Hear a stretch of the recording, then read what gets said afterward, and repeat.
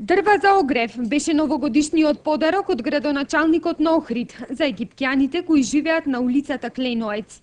Но таткото на градов со подарокот израдува само дел од египтјанските семејства.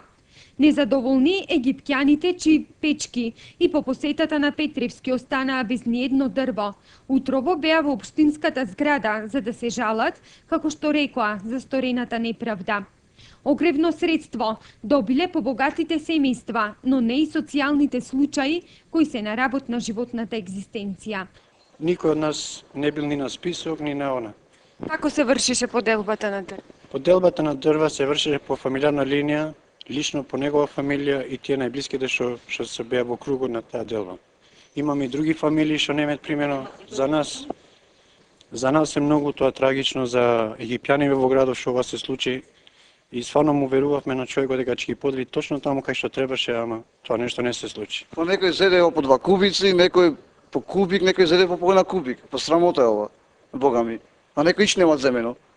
Незадоволните египтјани се надеваат дека градоначалникот Петриски ќе ги слушне нивните барања во вторник, кога почнува неговиот прв работен ден во 2007 година.